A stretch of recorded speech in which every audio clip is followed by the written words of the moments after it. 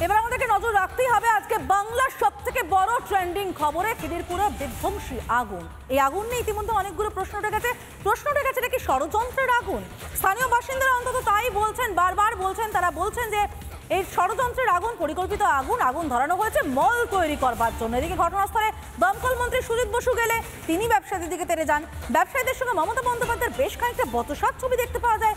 রিপাবলিকের প্রশ্নও এড়িয়ে যান মমতা বন্দ্যোপাধ্যায়। ঠিক কি পরিস্থিতি হলো আজ খিদিরপুরে দেখুন।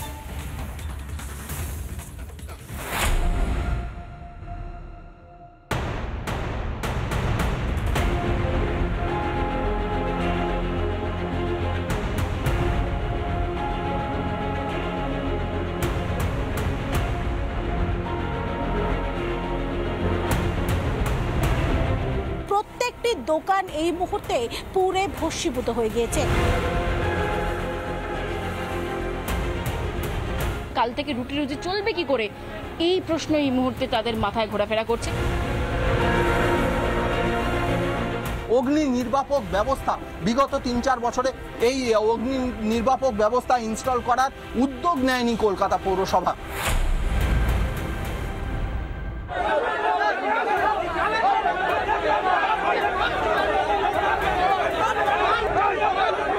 দমকলের কাজ হচ্ছে আগুনটা নেভানো, সেটা তারা না করে এখান থেকে দমকল পাইপ রেখে দিয়ে তারা চলে গেছে বাইরে। এরা তাও দাঁড়িয়ে আছে আর জল এখন মারছে না। গাড়ি রেখে মুখ দেখার জন্য বলছে কি গাড়িতে জল নেই।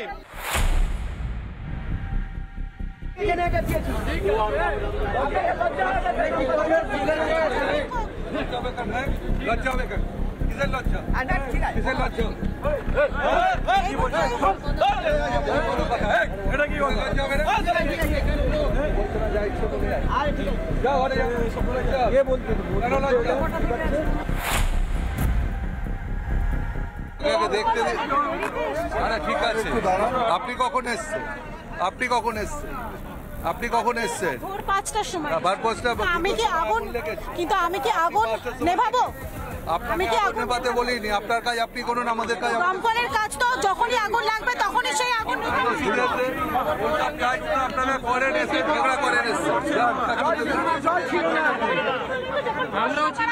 যে এই মুহূর্তে দমকল দেরিতে এসছে সেই অভিযোগ করছে। সে সময় তিনি পাল্টা প্রশ্ন করছেন সাংবাদিককে যে আমি কখন এসেছি। আমরা চেষ্টা করছি, আগুন তো নিভে গেছে, যাতে তাড়াতাড়ি কুলিংটা করা যায়।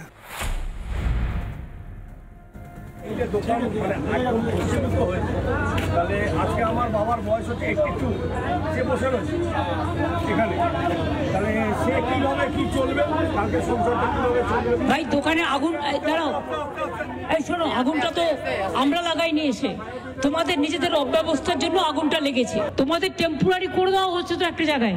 কতক্ষণ লাগবে? 6 মাস লাগবে। কে বলেছে তোমায়? আমি বলছি 3 মাস লাগবে। তুমি সব ঠিক করবে? কে ভাই তুমি?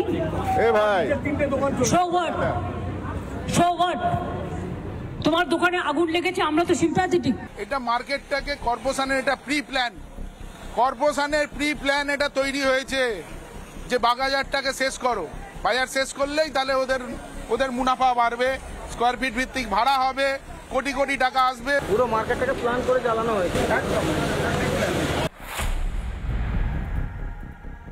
ম্যাডাম, ফায়ার ফাইটিং সিস্টেম ছিল না। ব্যবসায়ীদের অভিযোগ ফায়ার ফাইটিং সিস্টেম ছিল না। ম্যাডাম, ফায়ার ফাইটিং সিস্টেম ছিল না। সবই কি দিয়ে তারপরে এখানে বেশি আছে।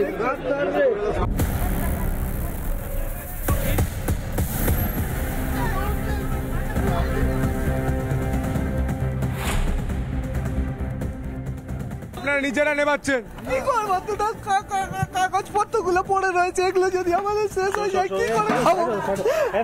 আমার পুরো সর্বনাশ হয়ে গেল। কি করবো বলুন, এই তো পরিস্থিতি, এই দেখতে পাচ্ছি, কিছু করার নেই। নিজের দোকান পুরো ধুলিসাৎ হয়ে গেছে। এতদিন আমরা তো এই ব্যবসা করে সব খেতো, সব শেষ।